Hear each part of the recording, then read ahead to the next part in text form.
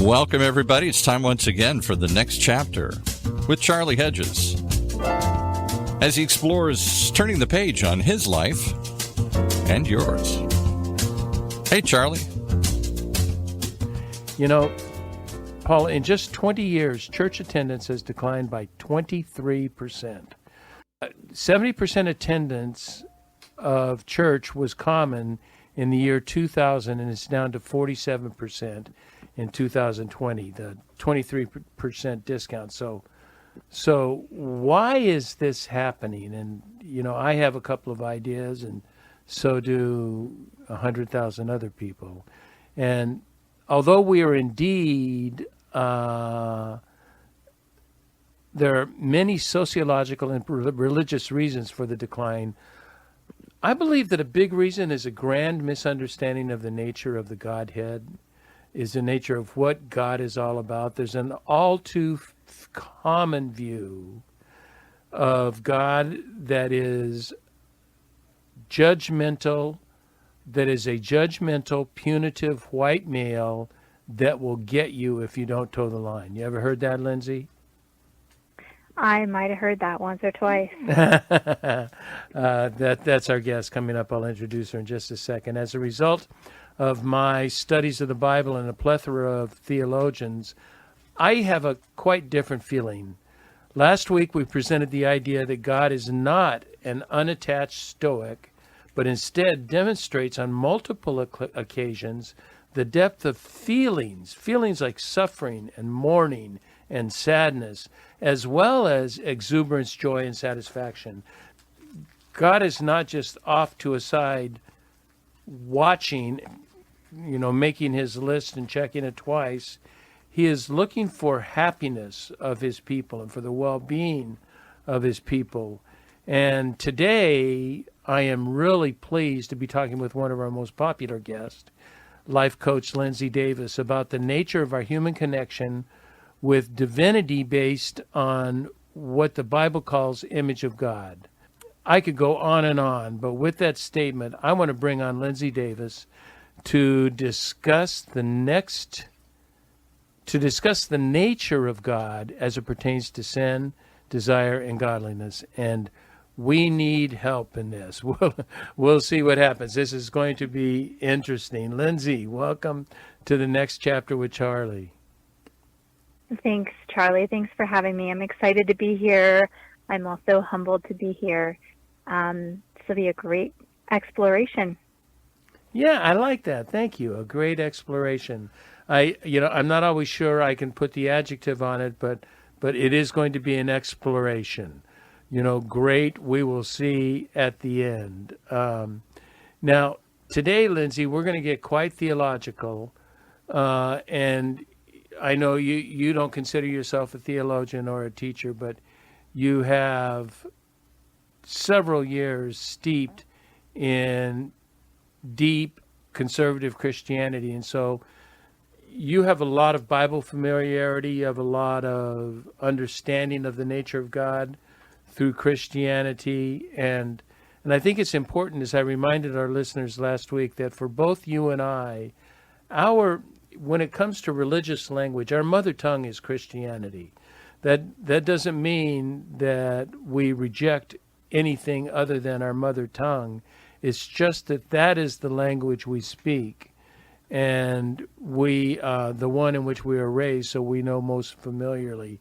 But you know, even though we respect Buddhists and even atheists for their well thought and well-reasoned approach, that we speak our mother tongue. Do you find limits in that, Lindsay? I do, but I also find it really liberating to set the foundation that way. And I think it gives a permission to really explore, to use different terminology, and to trust that someone listening can adapt it and for their own context and, you know, take the gold and leave the rest. I think it just gives a relaxedness to the conversation on a really deep topic. Yeah, thank you. That's a good approach. I like the relaxed approach. and that we are presenting ideas. We're not pretending to be, the writer of theological commentaries, but, we've both read a lot of the Bible and have brains, and so we've interpreted it our way. I have listed 5 subjects I want to cover in this podcast, and I know that's a lot, but I think it will be helpful, and I've called it the challenge, the implication, the conclusion, ramifications, and the solution. Let's look at the challenge. I think we need to begin, Lindsay, with the nature of God, and there is Richard Rohr is popular on it, as well as a writer that I just read in The Suffering of God, Terence Fretheim, talked about this judgmental, punitive, white male nature of God that really doesn't represent. It represents a lot of American religions and European religions. It represents Catholicism in Europe, as I just spent quite a bit of time in Europe, and I see that representation. But that's not the way the Bible presents God. I mean, you certainly get that punitive nature from some of the Old Testament, some of the prophets, but there's also always messages of hope, and I think the essential message of Scripture is that God is love. It is His nature, His essence, and that means, now here's the interesting part. No one's going to, very few people they may deny the truth of that, but they're not going to deny that is what is stated of Christianity, that God is love. But you know what that means, Lindsay? That means that God is not only in the business of giving love, but that He longs for love from the ones He created in love and for love in creation. Julian of Norwich writes, God wishes to be known, and it pleases Him that we should rest in Him for everything. What do you think about a needy God? I think that unravels a lot of traditional Western theology. It reveals in and itself the very mystery of who God is and his nature, and yet I think in the questioning of it, when we think of what is the nature of God, is it love? And then if there is love, then that's reciprocal on both ends. And is He needy? I think first we need to be brave enough to question that and be grounded enough to grapple and not have immediate answers. So I don't pretend to have, the answer to is God needy, but it does seem, to your point that we're created in the image of God, that wanting in us, is that a reflection of a similar wanting in God, a seeking? Sort of that old quote, that which you seek is also seeking you. I had never heard that. Where is that? That's an old quote? You're going to put me on the spot because I'm having source amnesia. Source amnesia. I'll search it up. No, you don't have to. That's a great quote. What we need is also needing us. I mentioned it last week, but I think it's worthy of mentioning again. And we become Episcopalian, and we have a liturgy. It's sort of a service that we use to dispense the Eucharist, to dispense communion, the body and blood of Christ. And the very first line in the communion prayer is, Heavenly God, gracious Father, in your infinite wisdom, you made us for yourself. And then it goes on to say right away, there's a semicolon there, and then it goes right on to say, and when we had fallen into sin and become subject to evil and death, you in your mercy sent Jesus Christ. and he died on the cross. But I think if we just take that first clause, in your infinite wisdom, you made us for yourself. That I told my priest whenever we had a conversation, I said, we should really stop the Eucharist prayer right there and just talk about that. That what does it mean that God created us for himself? What does that mean to you? It's such a good question. I'm just thinking about it right now. It posits this idea that maybe God, even though we've been taught he's whole, and I do believe that's true, that there's also a non-wholeness if he created us for his pleasure or for companionship. And, I remember talking to you previously about this, Charlie, and then, if we're created for God, then that also explains a little bit about why he made us with free will, why humans can be so amazing and loving and also so horrible at the same time, because we have that individual freedom of choice in any moment who we want to be and how we want to behave. And it really speaks to almost a vulnerability, a willingness to be vulnerable on the part of God, that he would create someone with free will that could very well reject him or reject his love, and yet did it anyways. I love that. I think that's so. Free will has so much to do with this, and if we understand, I can't believe I'm going to try to define the Trinity in Bonaventure's terms. Is that the Father is the fount of love, that all love comes to him, continually comes to him. It is just like an unlimited source of river. But he has to disseminate that love. Love, Bonaventure say, before God is anything, he is good. Good is the noun. Love, to me, is the verb from noun, from good.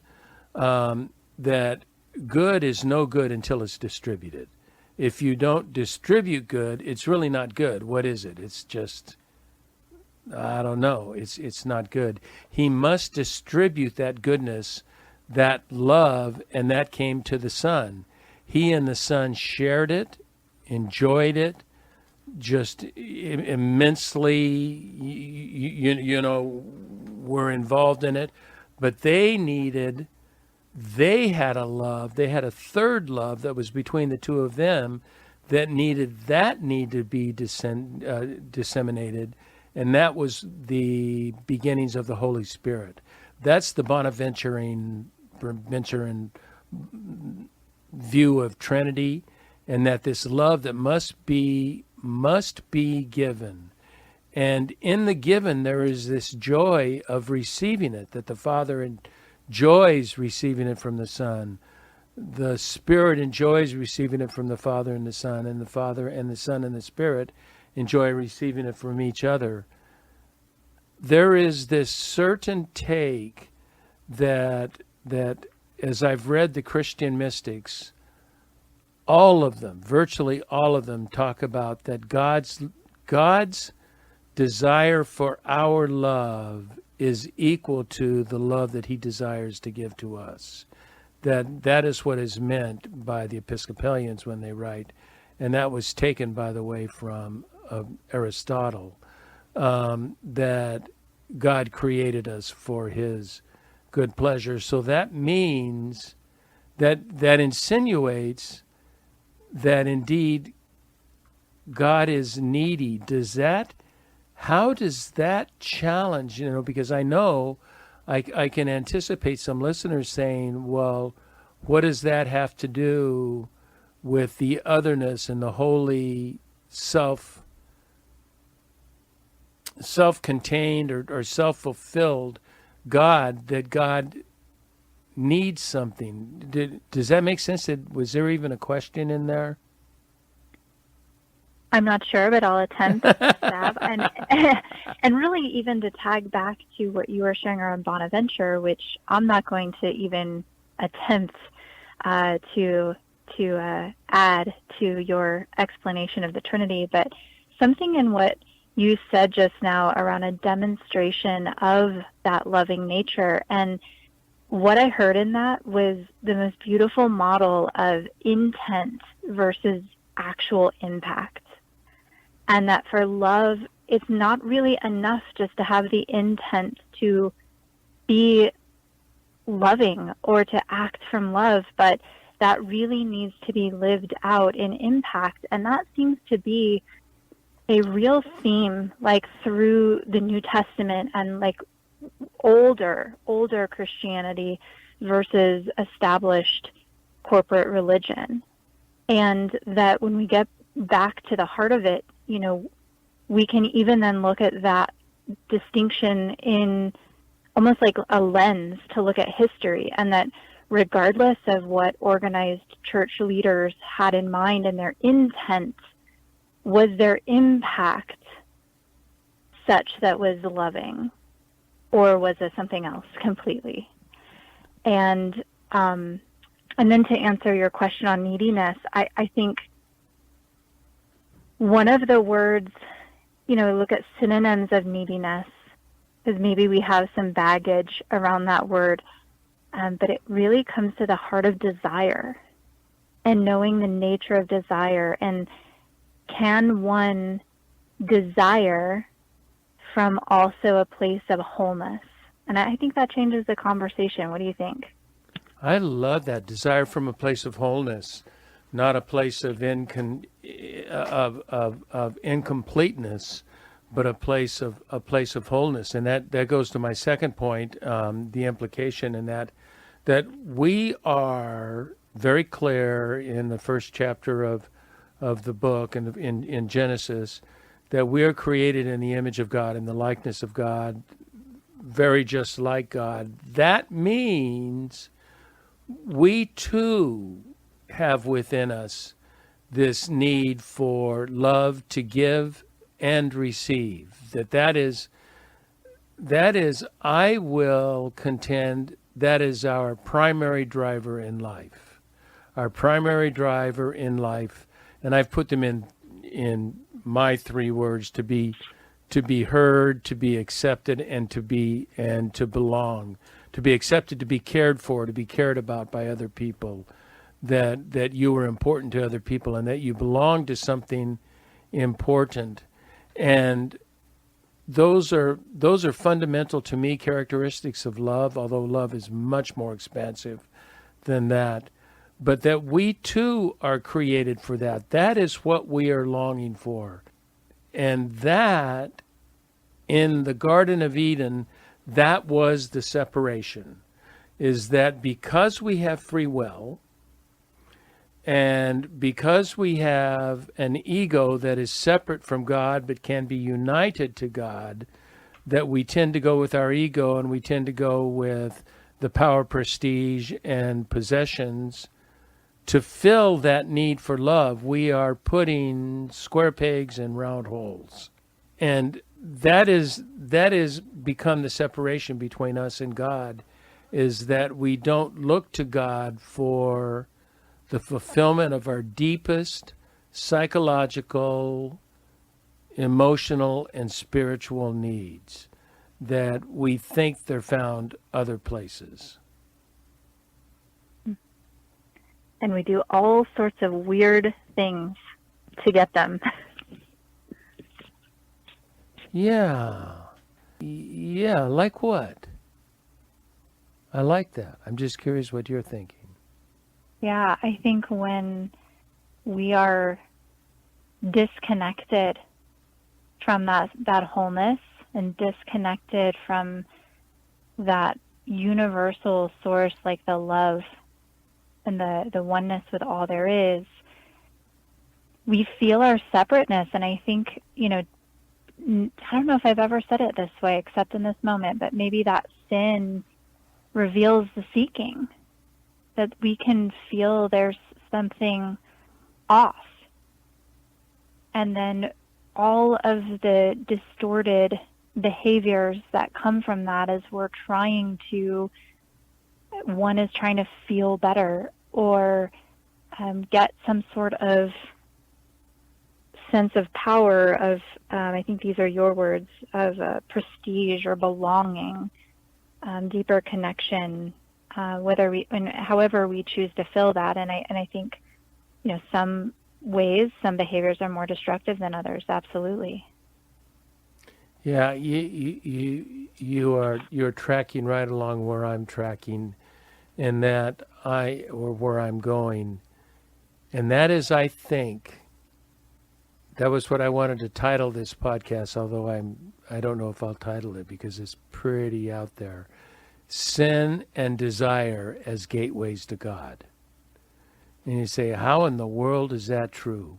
Well, my desires, just for life in general, and the sin, the various things I do to placate my which I would say are my original God intent, are only demonstrating what is already real within me. Simone Weil, are you familiar with Simone Weil? I'm not. Simone Weil, 1930s,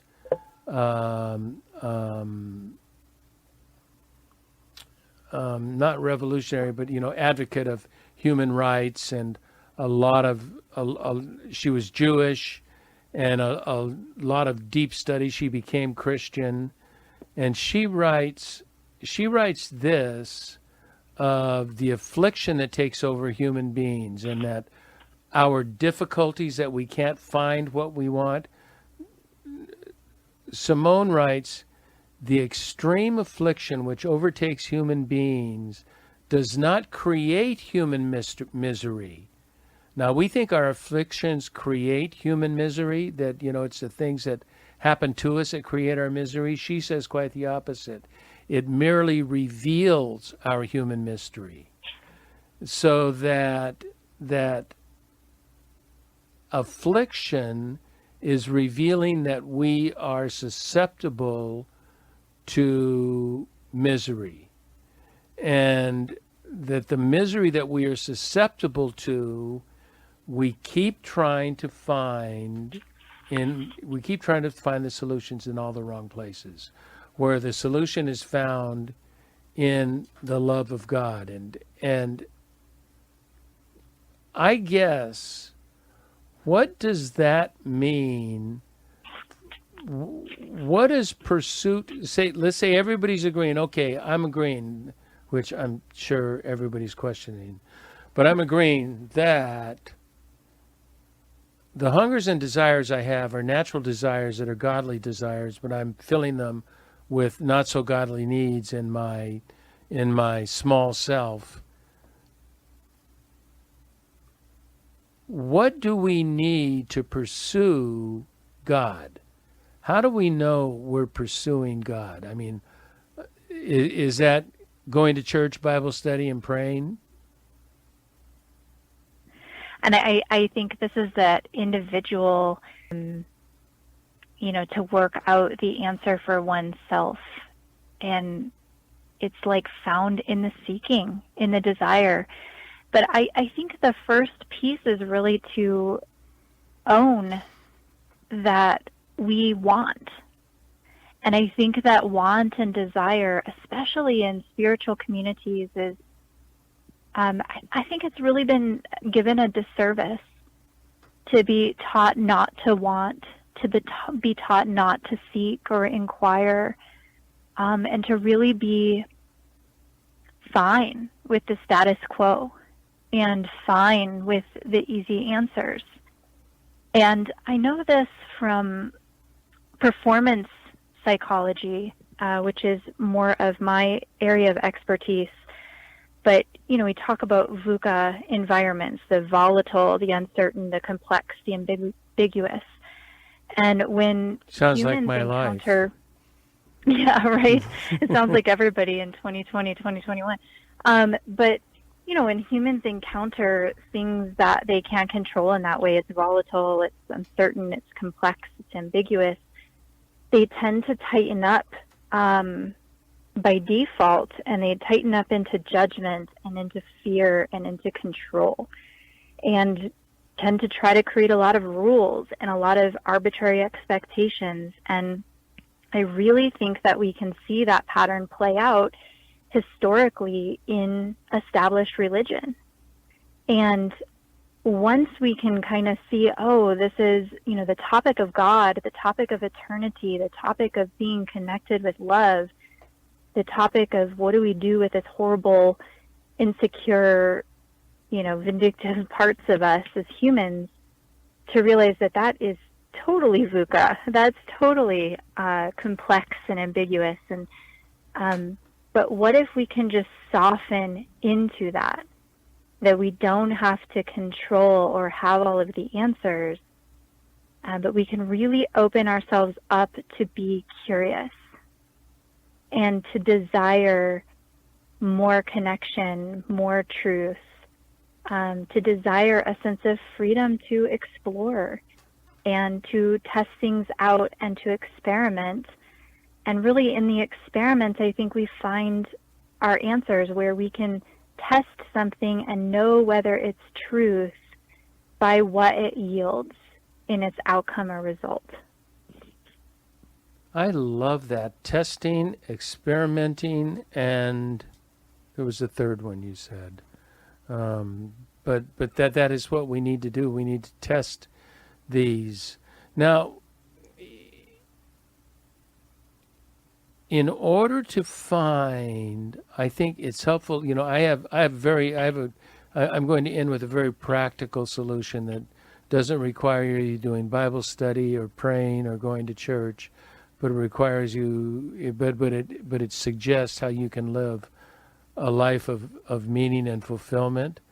But in the pursuit of God, there is a place, and this is where I've become so attached to those medieval Christian mystics, and I'm reading Julian of Norwich right now again for the third time, I think. There is required, Lindsay, a dedicated time to try to pay attention to God through contemplation and silence of just that thinking, and maybe having, whether it's the Bible or some other inspirational reading, some reading that at least gets you thinking off. We've got to be able to get thinking off our production-oriented, success-driving, being popular. All of that has to sort of take a back seat for, and it doesn't take a lot. I'm going to throw out this outrageous number, like a half an hour a day. If you were to spend a half an hour a day, it would change your whole view of the need for love of God. If you were to, if you had a spiritual guide that could direct you to the right scriptures, because you probably wouldn't want to read, Isaiah 30. That would probably not get you there. But don't you think it takes some sort of dedication to say, okay, I want to pursue God? It's not just this decision, oh yeah, let's pursue God. There is an active demonstration as a part of that. Do you think? Agreed. I think with every decision in any arena, there's the decision, and then there is the implementation into action, like to actually do something with that. And if one is wanting a deeper connection or more understanding of God, not just intellectual, but I think what you're really speaking to is deeper than intellect, a real deep knowing. I think it does have to start with discipline. They don't call it spiritual disciplines for nothing, but to carve out that time and learn to be quiet enough to hear, and to learn how to sit with oneself, and to sit with questions, and to read and to contemplate, and your half an hour a day sounds like it would go by in a flash, maybe for people like you and I, but it's something I've really grown to appreciate in owning that I am a contemplative and that there is a rich history of contemplative Christians and contemplatives of really all faiths. Yeah, contemplatives of all faith, all seeking God. All seeking God. And that a piece of that is to really look at the busyness and the noise of organized religion or just society, culture at large, and to understand that we must draw away from that and have these regular periods to come away and to simply be and to be quiet and to be still. And I think that's where the deeper insights come, the richer connection to love comes from. I feel like we need to offer our audience some kind of resource, and I really don't know a resource because I've read so many of these different people, and so many ideas have come from so many places that I just have a plethora of ideas without any. All right, here's what I would consider, like your book, The Path to Possibility. The Path to Possibility, The Path to God. But it's got to be done in such a different language than the language you've done it before, because the language we've done it before, there is so much, there's so much pissed offness in it. If you don't do this, you're going to get this. And I don't think that that's the nature of God. God's punitive behavior, just as an aside, and I do again believe I mentioned it last week, God's punitive behavior is out of abandonment and rejection, is that he was abandoned and rejected. He created a people.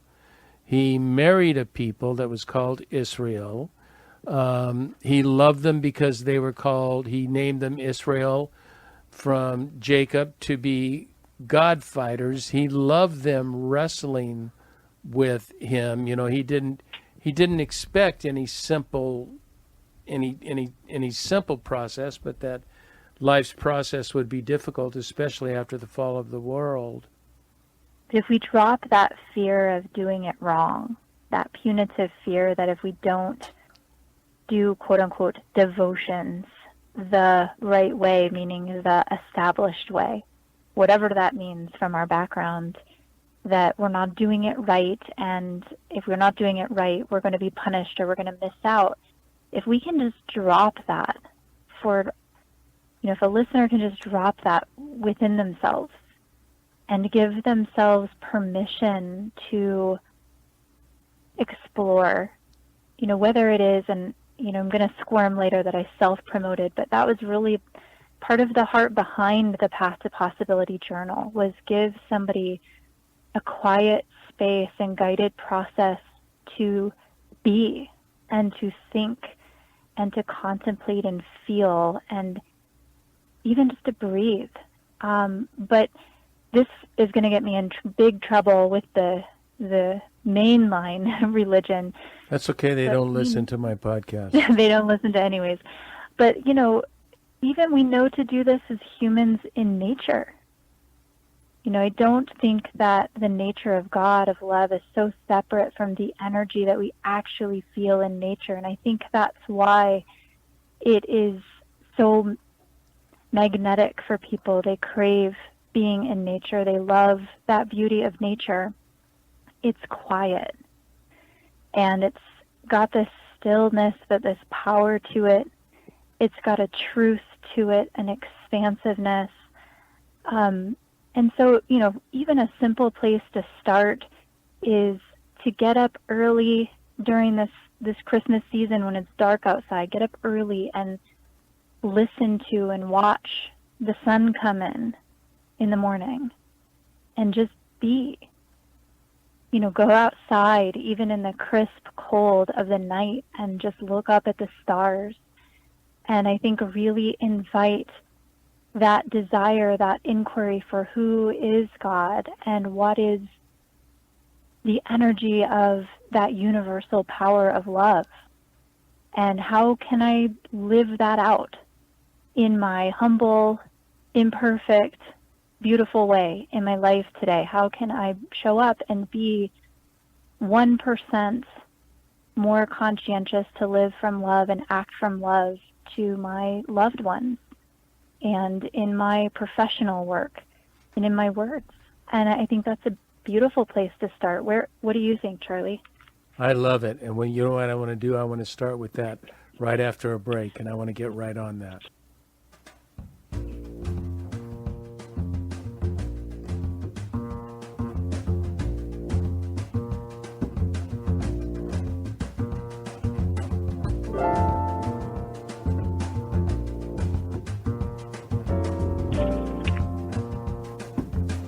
Hi there, you're listening to The Next Chapter with Charlie Hedges, and we are talking with Lindsay Davis, and we're talking about, we're doing a series, Has God Become Irrelevant? And this week, we're talking about sin and desire as surprising gateways to God. And the concept is, we are all of our desires, our core, deepest desires in my theology, and I don't want to speak for Lindsay, but in my theology, are pure desires. The way we go about satisfying those desires may not be pure, but the desires for love and for acceptance, for belonging, for who knows, all of those, key relationships, important, loving relationships. All of those are great desires. All of those are representations of God, and yet we go out and we try to think, me now and my I will say my new Tesla, which I'm probably not going to get, but my new Tesla, like that's what's that? It's under the tree. It's under the tree. It's like it's like that's going to satisfy me, and it's not. And what you were suggesting, as we were talking about, how do you implement or use a searching after God, and you did agree to some kind of contemplation, some kind of spiritual insight, spiritual reading, some type of being in nature. And I really agree with you in nature, because nature is simply God's creation. It's God's handiwork. And so you can't be in nature and not somehow, even inadvertently, appreciate God, because that is the creation of God. It does require some kind of disciplined, one must desire a disciplined approach to God. If we don't desire that, if the false ego or small ego only wants us after possession, cars, and all of the other things, then we're not going to attain it. Where do we find within ourselves? There are so many people that just say, I don't need it. I don't want it. I've got what I need, and there's no spiritual need. How do we send some kind of encouraging advice to people like that? If somebody's truly not wanting and doesn't desire, they probably turned off this podcast a few minutes ago, to be honest. But that's encouraging. I do think, I know, right? But I do. It's kind of that question, like, how do you teach desire? How do you awaken heart within someone? And I I grapple with this actually, believe it or not, quite a bit professionally, like where I can see a greater potential for somebody, but really it doesn't matter, because if they don't have the desire, the heart within themselves to pursue it and to commit to it, I'm not sure another human can really do it for somebody else. I think it's really something one chooses for themselves. But I do think there's something around understanding that I think for most of us as kids, as infants, we were born seekers, and we were born curious, and we were born these like bundles of desire and want. And so I think it's interesting to inquire with oneself, like, when did that start to go away? What started to crowd it out or to clutter it? And, I think that sometimes hurt can be a real reason why one would maybe choose the busyness of life, and to really, there might be an anger, a disillusionment. And so I'm really looking forward to your conversation even next week around that topic. But, if we look at desire being like a healthy function, like an appetite, like what's going on that is distorting that healthy expression? That's a great question. And so it really comes down to, how satisfied are you with the emotional and spiritual state of your interior right now? And if you say you're perfectly satisfied with that, then you probably don't need anything we're talking about. But if you're not satisfied, as with most of us, even those of us who pursue spirituality kind of intensely, there's always a hole there. There's always something more, always something missing, because of how grandiose God is and how much God has to offer. So I'm going to offer a final, what I'm calling solution. This has nothing to do with contemplation.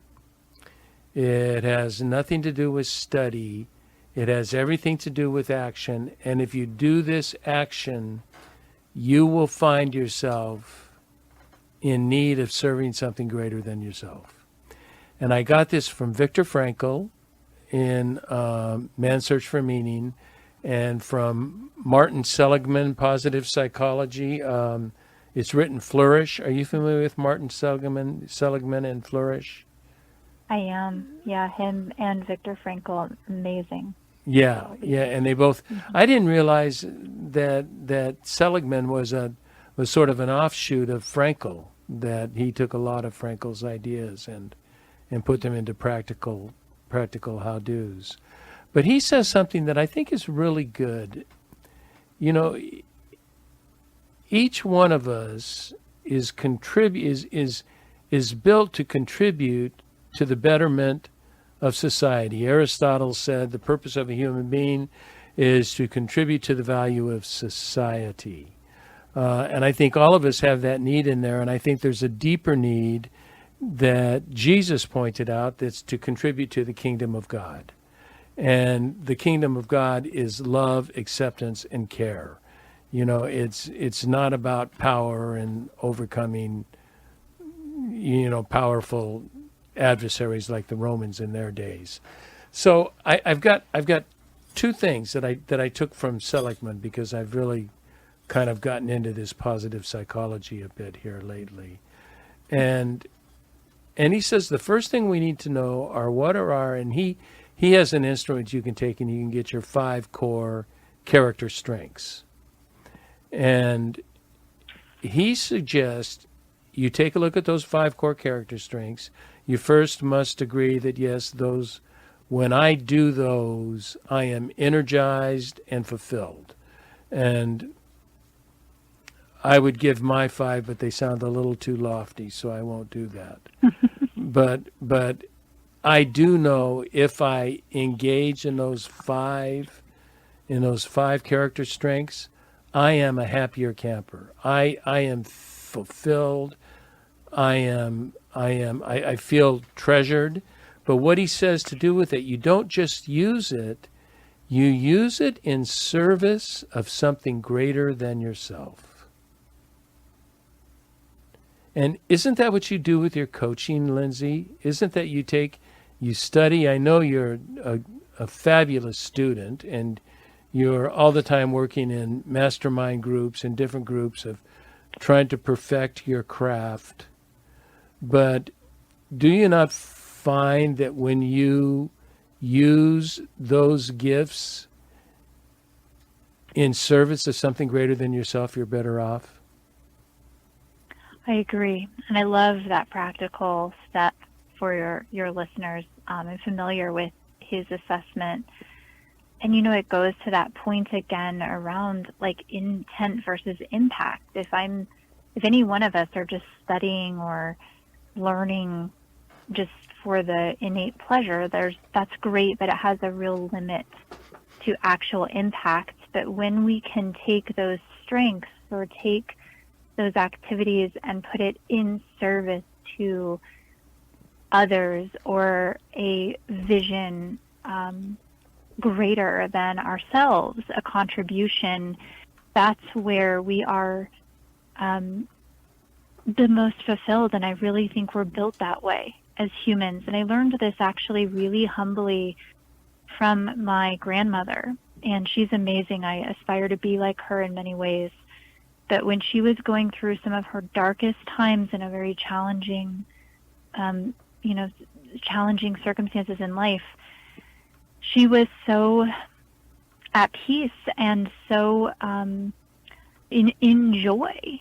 And I remember hearing from her once that when she was having her hardest days, she would think about a way to uplift or encourage another person.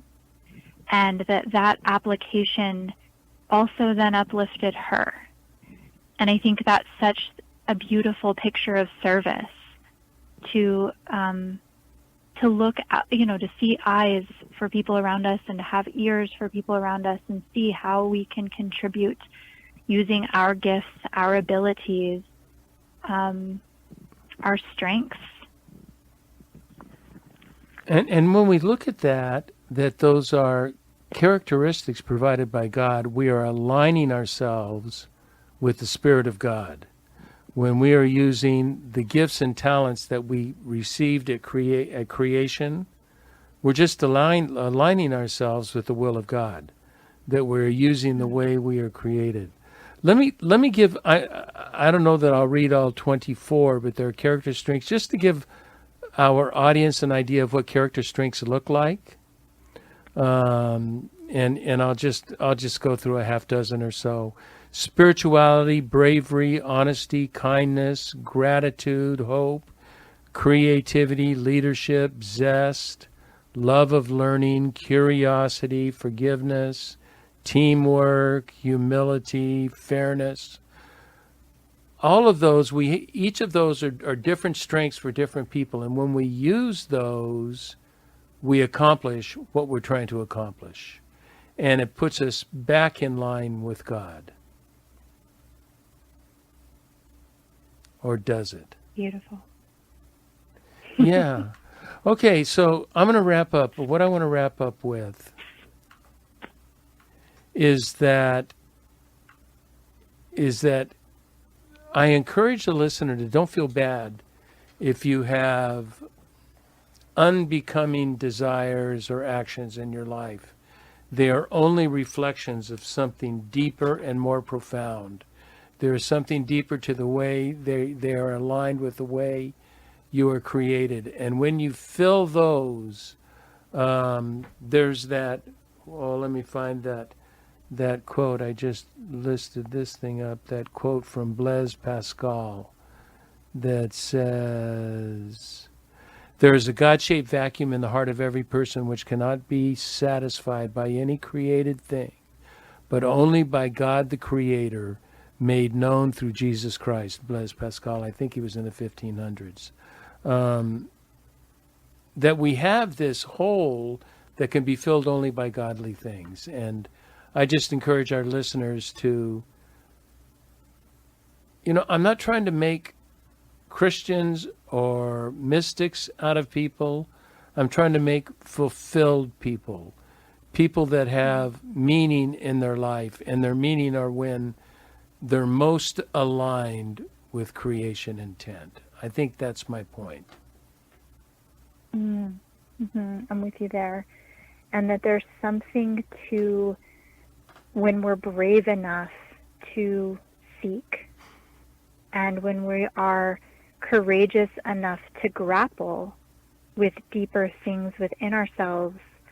It's within the grappling where we become grounded or strong or connected to ourselves, to truth, to love, and really also to each other. No, I love that. I love the grappling. The grounding, of course, but I love the grappling, and I've already referred to it. But I think of Jacob fighting the angel, and he was grappling with God about what to do next. How are we going to do this? And I find that to be so strong. Lindsay Davis, thank you for joining me on this strange Christmas podcast, of which we're talking things that are just, if we were talking normal Bible things, we could just be punching out answers really quickly, because we've had decades of training in how to answer these questions, and now we're asking questions that no one else or very few are asking. And so they're difficult to deal with, although I think it's very important for our listeners to understand, and I want to thank you so much for participating with me. Well, thank you for having me. It was an honor. This was a fun exploration adventure. It wouldn't have been as fun to have a normal conversation. Everyone's having those. So thank you for having me, Charlie. Wait a minute, buddy. When have we ever had a normal conversation? Touche. I don't think it's happened. Everybody, I want you to welcome and thank my friend Lindsay Davis, who is such a fine guest on the show, and I want to thank you for tuning in to the next chapter with Charlie. And until next, this is Charlie Hedges signing off. Bye for now.